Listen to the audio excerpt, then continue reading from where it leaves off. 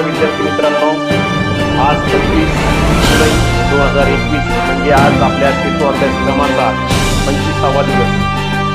सर्वप्रथम सर्वांचं हार्दिक स्वागत. आज बघा, आज आपल्याला आज 25व्या दिवशी सेतू अभ्यासक्रमामध्ये काय अभ्यास करायचा आहे याची PDF मी अगोदरच आपल्या ग्रुपवर पाठवलेली आहे, आपल्या 7वी वर्गाच्या ग्रुपवर. तर बघा, आजचा जो अभ्यास आहे आपल्या 25 जुलैचा सेतू अभ्यासक्रमामध्ये मराठीचा काय अभ्यास आहे 7वीचा तो आपण बघणार आहोत. तर दिवस आपला आहे सेतू अभ्यासक्रमाचा 25वा. काल देखील आपण 24वा आणि 25वा याच्यासाठी म्हटलं आहे, कारण की कालचा आणि आजचा असा हा मराठी सराव आहे. कालही या घटकाचा अभ्यास आपण केलेला आहे. परत एकदा आपल्याला सराव म्हणून आज या 25व्या दिवशी सुद्धा आपल्याला काय करायचं आहे, आपल्याला या मराठीचा जो सेतू अभ्यासाचा अभ्यास आहे तो करायचा आहे. बघा, याच्यासाठी क्षेत्र आहे आपलं वाचन. क्षेत्र आहे वाचन. यापूर्वी देखील आपण बघा श्रवण, भाषण, लेखन, संभाषण याविषयी बघितलं आहे. तर आज आपल्याला कोणतं क्षेत्र बघायचं आहे? वाचन. तर बघा, प्रत्येक व्यक्तीला अशी म्हटले जाते की वाचाल तर वाचाल, म्हणजे वाचन येणं हे अत्यंत आवश्यक आहे. बघा, त्यामुळे आजचं जे क्षेत्र आहे वाचन हे अतिशय महत्वाचं आहे. त्यामध्ये आता आपल्याला कौशल्य कोणतं शिकायचं आहे आज? तर नवीन शब्दांचे अर्थ समजून घेऊन वाचन करणे. आता आपण तर नेहमी वाचन करतो, परंतु आपल्याला नवीन शब्द जर एखादा उतार्यामध्ये किंवा पाठामध्ये किंवा कवितामध्ये जर आले तर ते आपल्याला त्या शब्दांचा अर्थ समजून घेऊन वाचता आला पाहिजे. म्हणजे वाचन करताना अर्थ समजून घेऊन वाचन करणं हे सगळ्यात महत्वाचं आहे. नुसतं वाचन करणं म्हणजे वाचन नाही, तर त्यामध्ये असलेले जे नवीन शब्द आहे त्यांचा अर्थ समजून घ्यायचा आणि आकलनात्मक वाचन करणं म्हणजेच काय? वाचन होय. बघा, आता याच्यात काय अध्ययन निष्पत्ती सांगितलेली आपल्याला? तर बघा, नव्या शब्दाविषयी जिज्ञासा व्यक्त करतात. जे नवीन शब्द आले असतील आपल्या पाठात, कवितेत, उतार्यामध्ये, तर ते तुम्ही विचारले पाहिजे की सर या शब्दाचा अर्थ काय होतो. त्या शब्दाचे अर्थ जाणून घेण्याची तुमच्यामध्ये इच्छा पाहिजे. जर तो शब्द आपल्याला नाही सापडला तर आपल्याला त्याच्यासाठी आपण कशामध्ये बघू शकतो अजून? तर शब्दकोशामध्ये. त्यालाच इंग्रजीमध्ये डिक्शनरी म्हणतात, तर मराठीमध्ये त्याला काय म्हणतात? शब्दकोश. तर याचा शब्दकोशाचा आपण वापर करू शकतो. त्याच्यानंतरची पुढची दुसरी अध्ययन निष्पत्ती बघा आपल्यासाठी, तर वाचन मराठी भाषेतील बारकावे. बघा, वाचन करत असताना मराठी भाषेतले काय बारकावे आहे, रचना कशी असते वाचनाची, वाचन करताना कसं वाचलं पाहिजे यांच्याकडे लक्ष देऊन त्यांचे कौतुक करतात. आता तुम्ही वाचन करत असताना मी तुमच्या काय चुका झाल्यात किंवा बरोबर असल्या तर तुम्हाला बरोबर म्हणतो, जिथं चुका आहे तिथं सांगितल्या गेल्या पाहिजे तसे सांगतो. आता त्याच नंतर कथेतील आणि निबंधातील वाक्प्रचार, म्हणी, सुविचार, त्यानंतर कवितेतील गेयता. गेयता म्हणजे काय? एखादी कविता जर असेल तर तिला जर चालीवर म्हणता येत असेल तर ती चालीवरच म्हणायला पाहिजे. जर चालीवर न म्हणता ती जर आपण एखाद्या धड्यासारखी म्हणली तर आपल्याला चालणार आहे का? तर नाही. त्या कवितेचा अर्थ सुद्धा आपल्याला समजणार नाही आणि ती कविता ऐकावीशी सुद्धा वाटणार नाही. त्याच्यामुळे हे अध्ययन निष्पत्ती आपल्याला येणं आवश्यक आहे. बघा, त्याच्यानंतर जाणून घेऊया. बघा, आता कृती एक काय सांगितली आहे? शब्द, म्हणी, वाक्प्रचार यांची यादी करून वाचन करणे. बघा, काल सुद्धा आपण बघितलं होतं की शब्द, म्हणी, वाक्प्रचार यांची यादी तयार करायची. जे तुमच्यासाठी नवीन शब्द आले त्यांची यादी करा. ज्या आतापर्यंत तुम्हाला म्हणी माहित आहे त्यांची यादी करा. ज्या नाही माहित तुम्हाला म्हणी त्यांची देखील यादी करा.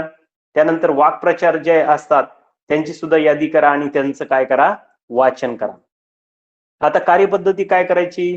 प्रत्येक विद्यार्थ्याला इयत्ता 6वीच्या पाठ्यपुस्तकातील पाठाची वाटप करून त्यातील नवीन शब्द, म्हणी, वाक्प्रचार यांची यादी करण्यास सांगावे आणि त्यांचे अर्थ लिहून प्रकट वाचन घ्यावे. म्हणजे बघा, तुम्हाला सांगितलंय की तुम्ही काय करायचं, तर प्रत्येकाने एक एक धडा घ्यायचा आणि त्याच्यातून मग नंतर त्यांनी काय करायचं, त्याच्यातले शब्द, नवीन शब्द, म्हणी आणि वाक्प्रचार यांची काय करायची? यादी करायची.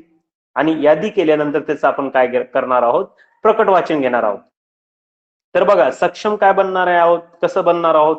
तर बघा, आता हे जे शब्द तुम्ही लिहिणार आहात, आता या शब्दांची मोठीशी यादी तयार होणार आहे. प्रत्येक विद्यार्थ्याची प्रत्येक धड्यातले जे शब्द आहे, म्हणी आहे, वाक्प्रचार आहे, त्यांचं एक काय तयार होणार आहे? एक यादी तयार होणार आहे. आणि आपल्या वर्गात जर आपले 30 विद्यार्थी आहेत तर 30 विद्यार्थ्यांचे 30 काय होणार आहे आपल्याजवळ यादी, 30 जणांची यादी तयार होणार आहे. म्हणजे बघा प्रत्येकातला शब्द काही म्हणी एखादी असू शकते सारखी, परंतु बहुतांश जणांच्या म्हणी, शब्द, वाक्प्रचार हे काय राहणार आहे, भिन्न राहणार आहे. आणि मग आता अशा प्रकारे तुमच्या वर्गाचा, तुमच्या विषयाचा हा काय तयार होणार आहे, आपोआपच मराठीचा शब्दकोश तयार होणार आहे. मग आता याच्यानंतर तुम्ही काय करायचं, सगळे शब्द एका ठिकाणी हे करायचे सगळ्यांचे, त्याच्यानंतर म्हणी एका ठिकाणी, नंतर वाक्प्रचार एका ठिकाणी, आणि त्यांना नंतर मग आपल्या मूळाक्षराच्या याच्यानुसार लावायचं.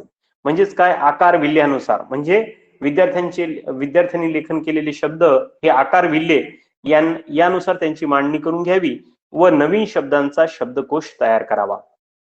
म्हणजे बघा, रेडीमेड न आणता आपण आपला शब्दकोश कसा तयार करू शकतो, तर हे इथं सांगितलेलं आहे.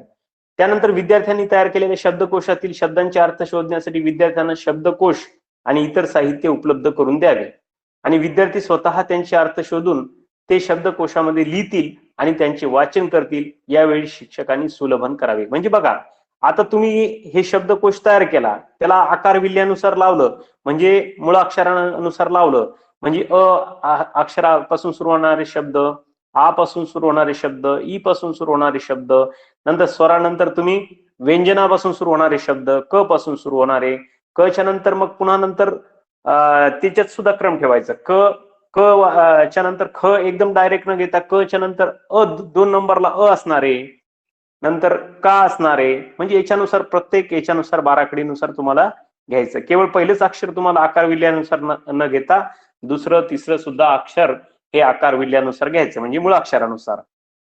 आणि त्याच्यानंतर तुम्हाला काय करायचं, आता हे लिहिल्यानंतर तुम्हाला शब्द सापडायला सोपं जाणार आहे. तो शब्द जर अ पासून सुरुवात होणार असेल तर तुम्ही डायरेक्ट काय करू शकता, अ ची यादी बघू शकतात. अ मध्ये तो तुम्हाला सापडेल शब्दाचा अर्थ. म्हणजे अशा प्रकारे जसं डिक्शनरीमध्ये शब्द सापडतात आपल्याला अल्फाबेटिकली, तसेच आपल्याला मराठी सुद्धा काय सापडू शकतात, हे शब्दकोशातून तुम्हाला शब्दांचे अर्थ, वाक्प्रचारांचे अर्थ, नंतर म्हणीचे अर्थ हे तुम्हाला सापडू शकतात. तर तुम्हाला अजून एक सराव करायचा आहे. काय करायचं बघा, चला सराव करूया. याच्यामध्ये कृती करायची आहे. काय करायचं, शब्दकोशातील शब्दांचे, म्हणींचे आणि वाक्प्रचारांचे अर्थासह गटात प्रकट वाचन घेणे. म्हणजे शब्दांचा एक गट तयार करू, म्हणीचा एक गट तयार करू आणि वाक्प्रचारांचा एक गट करू. असे 3 गट तयार करू. आणि या 3 गटांचे सुद्धा आपण काय करू, त्याचे पुन्हा अजून 2 गट करू शकतो आपण. एकानं शब्द सांगायचा, दुसऱ्यानं परत त्याचा अर्थ सांगायचा. एकानं म्हणीच एक जणांनी म्हण सांगायची, त्याचा अर्थ सांगायचा. आणि वाक्प्रचाराचं सुद्धा तसंच, एकानं वाक्प्रचार सांगायचा आणि दुसऱ्यानं काय करायचा, त्याचा अर्थ सांगायचा. आणि एवढ्यावरच न थांबता त्याचं वाक्य सुद्धा तुम्ही करू शकतात. आणि त्याचं वाक्य, त्या म्हणीचं, त्या शब्दांचं ते वाक्यात सुद्धा उपयोग तुम्ही करू शकता. उदाहरणार्थ आता म्हण आहे समजा, इकडे आड तिकडे विहीर, इकडे आड तिकडे विहीर, तोंडचे पाणी पळणे वाक्प्रचार झाला. एखादा शब्द आहे समजा सूर्य, त्याला समानार्थाचा शब्द कोणता, रवी. मग सूर्य हा पूर्वेला उगवतो, पश्चिमेला मावळतो. असं काय तयार होऊ शकतं, एक वाक्य होऊ शकतं. म्हणीचा वापर सुद्धा वाक्यात करू शकता तुम्ही. मी सांगितलेली एकच म्हण म्हणून नाही, तर तुम्ही असे अनेक म्हणी तुम्ही हे करू शकतात. पळसाला पाणी तीनच, बरेचसे जितक्या तुम्हाला म्हणी हे करता येईल तितके तुम्ही हे करू शकता बघा. त्यानंतर वाक्प्रचार सुद्धा तुम्हाला सांगितलं, तोंडशी पाणी पळणे, निश्चय करणे, संकल्प करणे, बरेचसे तुम्ही तुमच्या पद्धतीने स्मरण होणे, गोंधळ उडणे, अशासारखे अनेक तुम्ही वाक्प्रचार घेऊ शकता आणि त्याचा अर्थ सांगून नंतर त्याचा वाक्यात उपयोग करू शकता. अशा प्रकारचा सराव तुम्हाला या मराठीच्या सेतू अभ्यासक्रमामध्ये करायचं. त्याच्यानंतर अजून कल्पक काय व्हायचे तुम्हाला, तर बघा, शब्द, म्हणी, वाक्प्रचार यांच्या आधारे तुम्हाला गोष्ट सुद्धा लिहून काढायची आणि ती वाचून दाखवायची. काल देखील आपण बघितलेलं आहे बघा. आणि याच्यासाठी काय करायचे, 3 गट करायचे सांगितले होते. कालही मी तुम्हाला सांगितलं होतं, एक सुगंधाचा गट, एक नरहरीचा गट, एक साक्षीचा गट. आणि काल सांगितलं होतं की सुगंधनं कोणती म्हणीपासून गोष्ट तयार करायची, अति तिथे माती, नरहरीनं पळसाला पाणी तीनच. म्हणजे नरहरीच्या गटाने काय करायचं, पळसाला पाणी तीनच अशी याच्यापासून गोष्ट तयार करायची. आणि साक्षीच्या गटाने काय करायचंय, काखेत कळसा गावाला वळसा, यापासून सुरू होणारी गोष्ट तयार करायची. एखाद्या गटाला वाटलं की मला तिन्ही गोष्टी येतात, मी तिन्ही गोष्टी करणार, लिहिणार आणि त्याचं वाचन सुद्धा करणार तरी चालेल. याचंही त्याचं स्वागत राहणार आहे की तिन्हीच्या तिन्ही गोष्ट लिहिल्या तर खूपच छान. त्याच्यासाठी तुम्ही आता या मराठीच्या आपल्या ज्या सेतू अभ्यासासाठी अजून पूरक साहित्य आहे बघा तुम्हाला. तुम्ही तयार केलेला विद्यार्थी निर्मित असलेला शब्दकोश, डिक्शनरी आणि म्हणजेच इयत्ता 6वीचं पाठ्यपुस्तक, म्हणी आणि वाक्प्रचार यांची यादी आणि मराठी शालेय शब्दकोश असा यांचा तुम्ही वापर करू शकता. असा हा मराठीचा सेतू अभ्यासक्रमाचा 25व्या दिवसाचा अभ्यास आहे. त्याच्यानंतरचा आता आपला पुढचा अभ्यास आहे बघा सेतू अभ्यासक्रमातला 25व्या दिवसाचा, तो आहे इंग्रजीचा ब्रिज कोर्स. सेतू अभ्यासक्रमातला इंग्रजीचा जो आपला अभ्यास आहे ऍक्टिव्हिटी 25वी ऍक्टिव्हिटी बघा. सब्जेक्ट आपला इंग्लिश. ज्याप्रमाणे आपल्या मराठीमध्ये अध्ययन निष्पत्ती असतात त्याचप्रमाणे इंग्रजीमध्ये त्याला काय म्हणतात, आउटकम्स, लर्निंग आउटकम्स आणि कॉम्पिटेन्सी स्टेटमेंट आणि अध्ययन निष्पत्ती दर्शवणारे वाक्य. बघा आता तुम्हाला काय आलं पाहिजे आजच्या या सेतू अभ्यासक्रमामधून इंग्रजीच्या, तर इथं दिलेलं आहे बघा. नंबर 1 तुमच्याकडून काय अपेक्षा धरलेली बघा अध्ययन निष्पत्तीसाठी. अंडरस्टँड म्हणजे समजलं पाहिजे तुम्हाला. रिसाइट तुम्हाला पाठांतर सुद्धा करता आलं पाहिजे. नंतर enjoy and share the familiar songs आणि तुम्हाला काय करता आलं पाहिजे, तुमच्या फॅमिलियर म्हणजे तुम्हाला माहित असलेलं जे सॉन्ग आहे, गीत आहे, तुम्ही ते म्हणून ते काय केलं पाहिजे, एन्जॉय केलं पाहिजे, आनंद व्यक्त केला पाहिजे. आणि पोएम इफेक्टिव्हली, आणि एवढंच नाही तर ती कविता सुद्धा बरोबर लक्षपूर्वक आणि व्यवस्थितपणे परिणामकारकरित्या ती काय झाली पाहिजे, तुम्हाला रिसाइड झाली पाहिजे म्हणजे पाठांतर झाली पाहिजे, अवगत झाली पाहिजे. त्याच्यानंतर टेल द रायमिंग वर्ड्स, तुम्हाला यमक साधणारे शब्द सांगता आले पाहिजे. जसे टॉल, बॉल, प्ले, वे अशासारखे जे यमक साधणारे जे शब्द आहे ते तुम्हाला सांगता आले पाहिजे. एक नमुना म्हणून मी तुम्हाला सांगितलं ते अशासारखेच तुम्हाला रायमिंग वर्ड्स त्याच्या कवितेतले ज्या ज्या कविता आहेत त्या कवितेतले सांगता आले पाहिजे. त्याच्यानंतर correct the time and idiomatic pairs, आणि ज्या जोड्या आहेत योग्य जोड्या तुम्हाला जुळवता आल्या पाहिजे. अशा प्रकारची ही अपेक्षा अध्ययन निष्पत्ती तुम्हाला व्यक्त केलेली पहा. त्यानंतर सूचना काय तुम्हाला बघा, तुमच्या पालकांना, शिक्षकांना आणि जे स्वयंसेवक आहे तुमची बहीण भाऊ जे आहेत तुम्हाला या सेतू अभ्यासक्रमामध्ये जी मदत करतात त्यांच्यासाठी काय सूचना आहे बघा. Recite the song with the action, जे सॉन्ग आहे, गीत आहे ते ऍक्शन सहित, एक्सप्रेशन हावभाव सुद्धा पाहिजे तुमचे, आणि करेक्ट प्रोनाउन्सिएशन अँड रिदम आणि योग्य असं उच्चारासह आणि तालासुरासह ती कविता तुम्हाला म्हणता आली पाहिजे. त्यानंतर ask the student to repeat after you with action, आणि मी म्हटल्यानंतर तुम्हाला त्यानुसार काय करता आली पाहिजे, ऍक्शन करता आली पाहिजे म्हणजे कृती करता आली पाहिजे. नंतर काय पुढची अपेक्षा, 3 नंबरची, ask the student to recite the song with peers, आणि तुम्ही काय करायचं गटागटामध्ये तुमच्या जोडीमध्ये काय करायची, ही जी कविता आहे, हे जे गीत आहे ते तुम्ही काय करायचं पाठांतर करायचं. आणि explain the rhyming words idiomatic phrases from the poem, आणि जे तुमच्या याच्यातले जे यमक साधणारे शब्द आहेत त्याच्यानंतर ज्या फ्रेजेस आहेत म्हणजे वाक्यात उपयोग जसं सारखे आपले जे मराठीमध्ये जसे मराठीमध्ये वाक्प्रचार आहेत त्याप्रमाणे इंग्रजीतले शब्दाचे जे वाक्प्रचार आहेत ते शोधून सांगता आले पाहिजे. त्यानंतर आज student to play the games idiomatic phrases and tell time, आणि एक प्रकारचा जसा प्रश्नमंजुषा किंवा अंताक्षरी सारखा खेळ याचा तुम्ही खेळू शकता. या वाक्प्रचारांचा शब्दांचा खेळ करू म्हणजे घेऊ शकता वर्गामध्ये. एका गटानं शब्द सांगायचा, दुसऱ्या गटानं त्याचा अर्थ सांगायचा, म्हणजे words, phrases, words and meaning.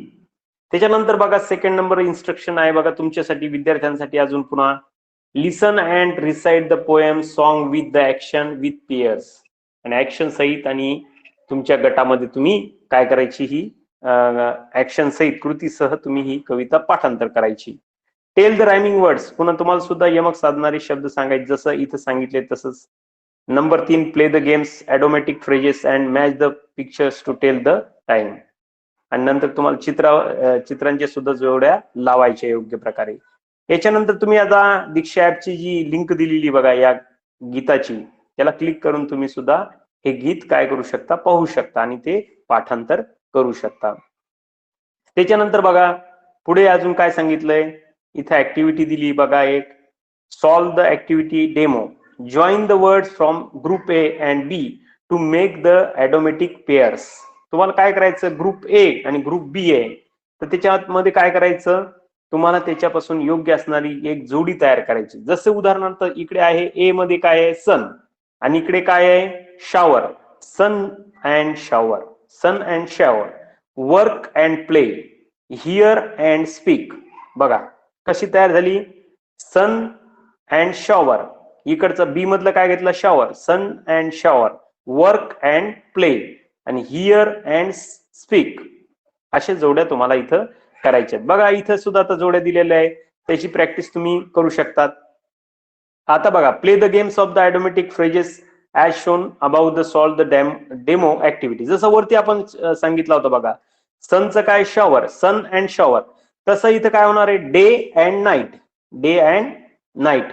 नंतर left and right, more and less, now and then, life and death, sooner and later, here and there, north and south, trial and error, read and write, east and west. बघा लक्षात यायला लागलं का, बघा लक्षात ठेवा, yes and no, bread and butter, back and forth, on and off, up and down, नंतर give and take, in and out, high and low, make and break, black and white. हा सुगंध समजलं का, हे सुगंध माईक चालू कर. हे आता तुम्हाला गेम जो आहे तो कळला का, सगळं सांगितलं मी तुम्हाला. सुगंध माईक चालू कर, सुगंध, सुगंध तुझा माईक चालू कर. बोला सर. हा आता बघ, आता मी सांगितल्याप्रमाणे काय करायची, जोडी लावायची. फक्त त्याच्यामध्ये कोणता शब्द घ्यायचा, अँड असा शब्द घ्यायचा, ए एन डी अँड. जसा मी पहिला एक शब्द सांगितला बघ, पहिल्या याच्यात दिसतंय ना तुला, स्क्रीन दिसतीये ना. नाही सर, दिसणार नाही. बर एकदा पुन्हा काय कर, एकदा पुन्हा जॉईन कर, तुला परत दिसेल बघ. एकदा काय कर, परत जॉईन कर, एकदम सोपं आहे बघ. परत एकदा जॉईन कर.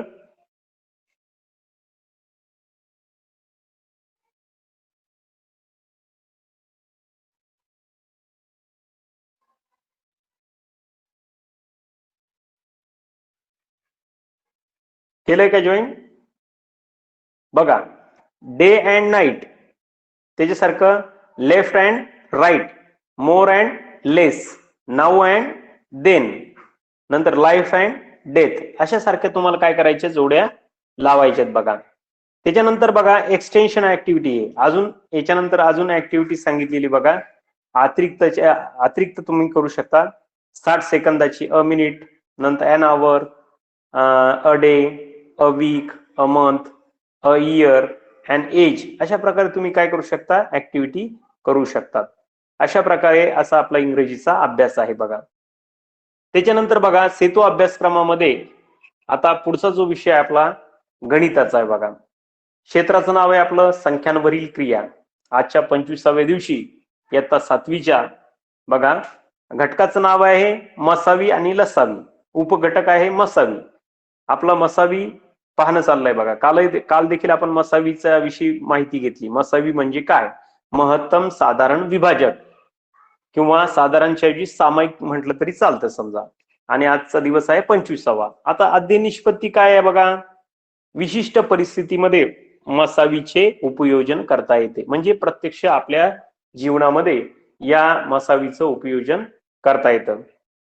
बघा थोडं समजून घ्यायचं परत एकदा. महत्तम साधारण विभाजक किंवा महत्तम सामायिक विभाजक म्हणजे काय, मसावी. दिलेल्या संख्यांचा मसावी काढणे म्हणजे संख्यांचे विभाजकांची यादी करून त्यातील सर्वात मोठा सामायिक विभाजक शोधणे. थोडक्यात मसावी म्हणजे दिलेल्या संख्यांना निश्चित भाग जाणारी मोठ्यात मोठी संख्या होय. बघा आता एक सराव करायचा तुम्हाला, चला सराव करूया.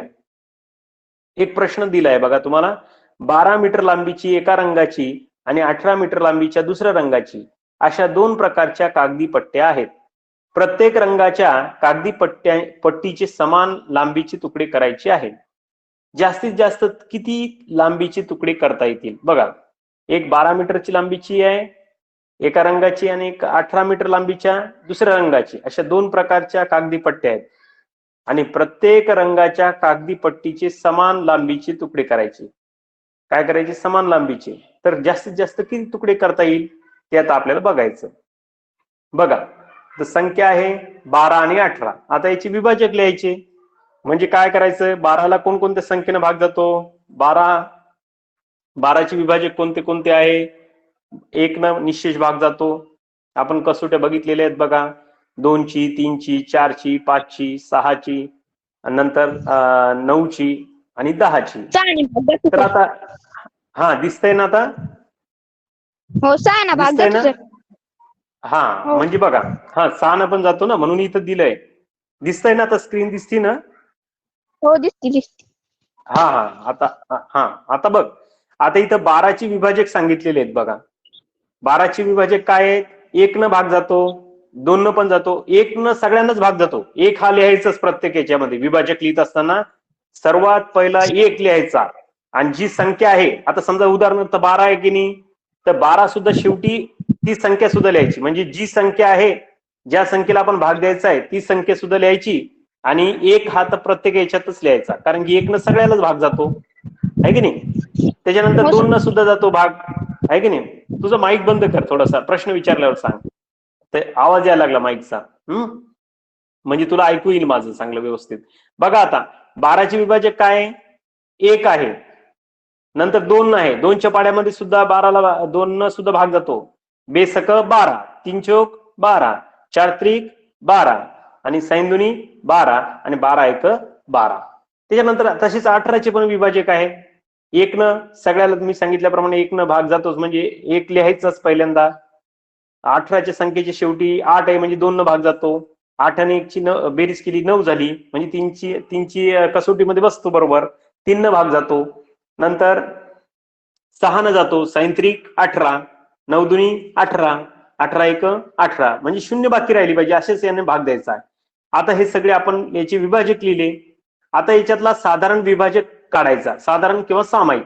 2 शब्द बघा, पहिल्या याच्यात 1 आहे, खालच्या याच्यात सुद्धा 1 आहे, म्हणजे 1 सामायिक झाला, 2 सामायिक झाला, 3 पण सामायिक झाला आणि फक्त 4 वरती आहे पण खाली नाही, परंतु 6 वरती आहे आणि खाली 6 आहे.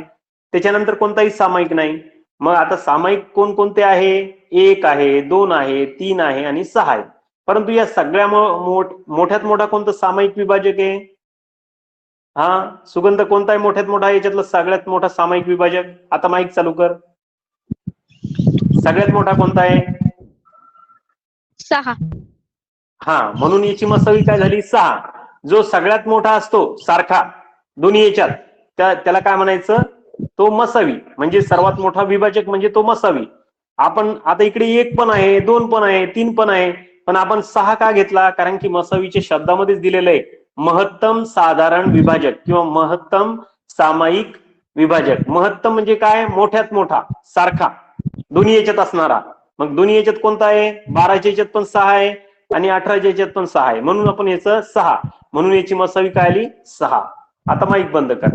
हा, आता बघा, सोडवून पाहायचे आता गणित. हे जे गणित दिलेत ना, प्रश्न 1, प्रश्न 2, प्रश्न 3, हे तुम्ही तुमच्या वहीमध्ये लिहायचे आणि आपल्या याच्यासारखेच गणित आहेत आणि तुम्ही पूर्ण वाक्यात त्याचं उत्तर लिहायचं नंतर. आणि नंतर काय करायचं? आपल्या व्हॉट्सअप ग्रुपवर हे पाठवायचं. म्हणजे काय करायचं? पहिल्या गणितामध्ये जसं इथं 12 आणि 18चे विभाजक काढले, तसे इथं कितीचे काढायचे? 20 आणि 50चे. दुसऱ्या गणितात कितीचे काढायचे? 18 आणि 15चे. आणि तिसऱ्या गणितात कितीचे काढायचे? 8 आणि 12चे. आणि नंतर त्याचं उत्तर लिहायचं बरोबर. झालं, एकदम सोपं आहे. फक्त दिसायला तुम्हाला शाब्दिक गणित दिसतात, पण सोपे एकदम. हा, याचा सराव तुम्ही करायचा. त्याच्यानंतर चौथं गणित सुद्धा असंच आहे. चौथं गणितामध्ये सुद्धा तुम्हाला कशाचे हे करायचे विभाजक? 140 आणि 196चे करायचे. त्याच्यानंतर 5व्या गणितामध्ये कितीचे करायचे? 2610 आणि 1980. थोडेसे मोठं गणित आहे, ते सुद्धा तुम्हाला करायचं. आणि त्याच्यानंतर उत्तर लिहायचं. असे हे 5 गणित सोडवायचे आणि आपल्या व्हॉट्सअप ग्रुपवर पाठवायचं. आणि त्यासाठी तुम्हाला अधिकची माहिती लागत असेल तर दीक्षा ऍपवर जाऊन ही लिंक दिलेली आहे, तिला क्लिक करून तुम्ही अधिकची माहिती घेऊ शकता मसावीची. त्याच्यानंतर बघा, याच्याहून तुम्हाला काय समजलं, हे मला समजले म्हणजे काय समजलं, तर मला विशिष्ट परिस्थितीमध्ये मसावीचे उपयोजन करता येते, म्हणजे त्याचं उपयोजन करता येतं, उपयोग करता येतो.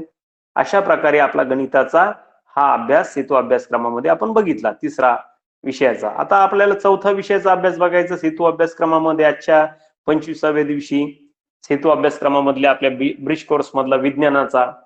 तर बघा, कृती पत्रिका आहे बघा 17वी.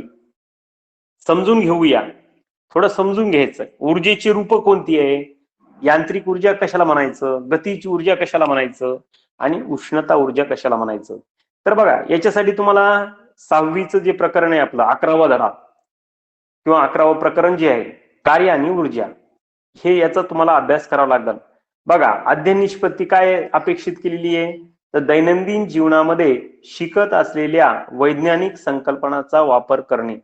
म्हणजे दैनंदिन जीवनामध्ये तुम्ही जे शिकत आलेले आहेत त्या वैज्ञानिक संकल्पनाचा तुम्हाला वापर करता आला पाहिजे प्रत्यक्ष जीवनामध्ये. तर बघा, लक्षात घेऊया काय, आता यांत्रिक ऊर्जा कशाला म्हणायचं, यांत्रिक कार्य करण्यासाठी वापरल्या जाणाऱ्या ऊर्जेला यांत्रिक ऊर्जा असे म्हणतात. यांत्रिक कार्य करण्यासाठी वापरल्या जाणाऱ्या ऊर्जेला काय म्हणायचं, यांत्रिक ऊर्जा. शब्दामध्येच दिलेलं आहे यांत्रिक कार्य, जे यांत्रिक कार्य करण्यासाठी वापरल्या जाणाऱ्या ऊर्जेला यांत्रिक ऊर्जा म्हणायचं. स्थितीज ऊर्जा कशाला म्हणायचं, स्थितीज ऊर्जा आणि गतीज ऊर्जा असे हे यांत्रिक ऊर्जेचे 2 प्रकार आहेत. मग यांत्रिक ऊर्जेचे 2 प्रकार कोणते, तर स्थितीज ऊर्जा आणि गतीज ऊर्जा. आता बघा, उदाहरणार्थ आता स्थितीज ऊर्जा कसं देता येईल. उदाहरणार्थ समजा एखादा तुम्ही खेळत असलेलं जे समजा एखादी गाडी आहे, छोटीशी गाडी आहे, तिला एक चाबी असती बघा.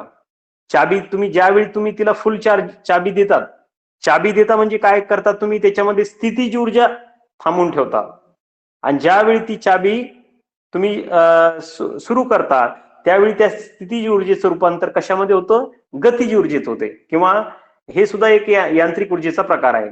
म्हणजे ज्यावेळी तुम्ही त्याला चाबी दिलेली असते, चाबी देऊन ठेवून देता, एखादी समजा तुमची छोटीशी खेळण्यातली रेल्वे म्हणा किंवा एखादी छोटीशी गाडी म्हणा, तिला जेव्हा तुम्ही किल्ली देतात, किल्ली दिल्यानंतर जे स्प्रिंग आहे त्या स्प्रिंग मध्ये काय तयार होत असते, स्थितीज ऊर्जा तयार होते. आणि ज्यावेळी तुम्ही ती किल्ली सोडून देतात त्यावेळी त्या स्थितीज ऊर्जेचं रूपांतर कशामध्ये होतं, गतीज ऊर्जेमध्ये होते आणि ती गाडी चालायला लागते किंवा ती ट्रेन चालायला लागते. बघा, अशा प्रकारे तुमच्या जीवनातलं असलेलं हे दैनंदिन जीवनातला अनुभव तुम्हाला दिसतंय. त्यानंतर गतीज ऊर्जा असे 2 प्रकार आपण बघितले, स्थितीज ऊर्जा आणि गतीज ऊर्जा. असे यांत्रिक ऊर्जेचे 2 प्रकार आहेत. स्थितीज ऊर्जा स्थितीमुळे, तर गतीज ऊर्जा गतीमुळे प्राप्त होते. आता गतीज ऊर्जेचं उदाहरण म्हणजे तुमच्या घरातला फॅन आहे. आता बघा, ज्यावेळी फॅन चालू करता तुम्ही, सुरुवातीला फॅन हळूहळू चालतो, नंतर जशी जशी त्याला गती निर्माण होते त्याप्रमाणे ते मोठ्या प्रमाणात तो काय करतो, फिरतो आणि त्याच्यामध्ये प्रकारची गतीज ऊर्जा निर्माण होते. बघा, अशा प्रकारचे साधे उदाहरणातून तुम्हाला हे समजणार आहे.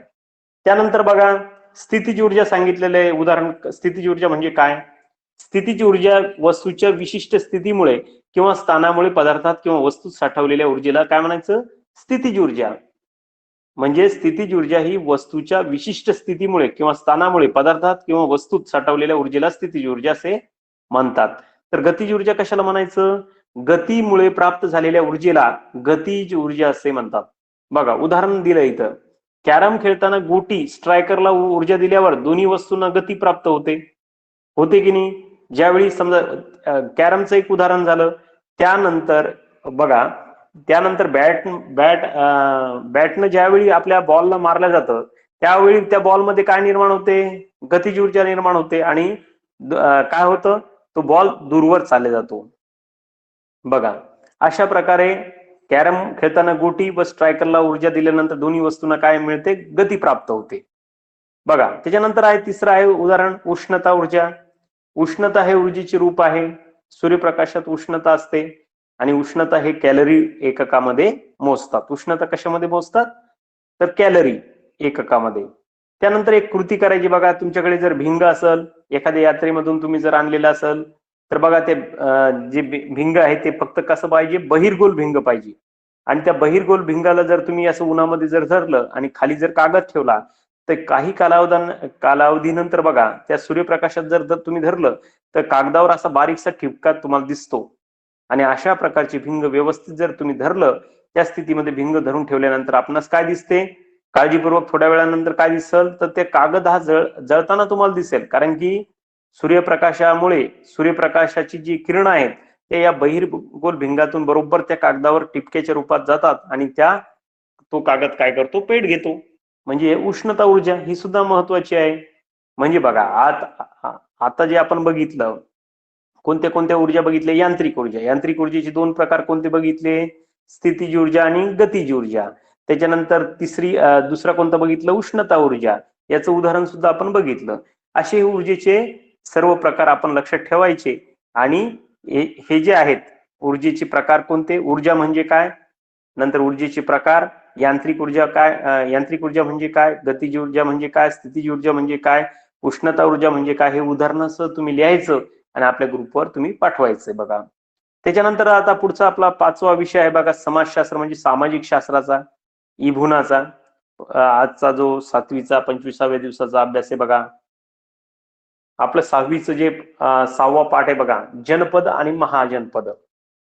आता याच्यातून अध्ययन निष्पत्ती काय सांगितलेली आहे, तर मानवता आणि धर्मनिरपेक्षता हा सर्वश्रेष्ठ विचार आहे हे स्पष्ट करतात. भारताच्या नकाशावर महत्वाच्या ऐतिहासिक स्थळांचे स्थान दर्शवतात. आता हे दोन शब्द तुम्हाला थोडेसे मोठे वाटत असतील, परंतु बघा मानवता म्हणजे काय, मानवानं मानवाशी मानवासारखं राहणं म्हणजे मानवता.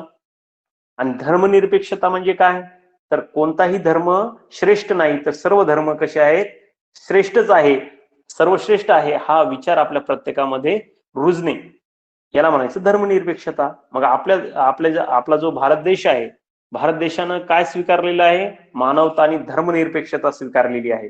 कोणत्याच धर्माला महत्व नाही, सर्व धर्म महत्वाचे आहे.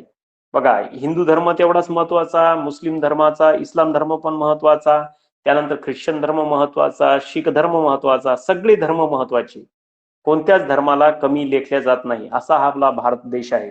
त्याच्यामुळे सगळ्या देशामध्ये, सगळ्या जगामध्ये सर्वश्रेष्ठ असा देश, लोकशाही प्रधान असणारा देश कोणता आहे, आपला भारत देश आहे. की ज्या देशामध्ये कोणत्याही एका विशिष्ट धर्माला, जातीला काय दिलं जात नाही, मान दिला जात नाही, तर सर्वांना, सर्व धर्मांना, जाती धर्मांना काय दिलं जातं, स्थान दिलं जातं, सर्वश्रेष्ठता दिली जाते.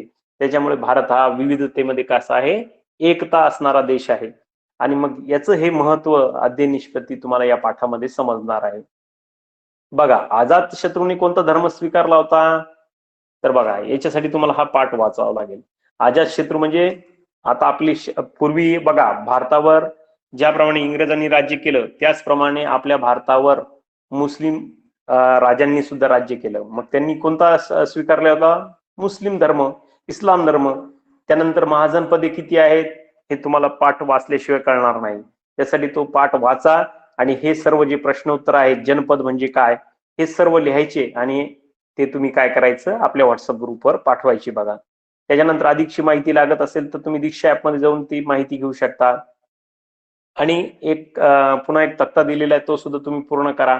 त्याच्यासाठी सुद्धा तुम्हाला हे करावं लागेल, महाजनपदांचे राज्य कोणतं होतं आणि त्याचं ठिकाण कोणतं होतं, राजधानी कोणती होती आणि प्रमुख राजाचं नाव काय होतं, हा सुद्धा तक्ता तुम्हाला काय करायचंय, पूर्ण करायचा बघा. त्यासाठी आवश्यक साहित्य काय, वर्ग 7वीचं इतिहासाचं पाठ्यपुस्तक व इंटरनेटच्या साहाय्याने तुम्ही ही माहिती मिळवू शकता.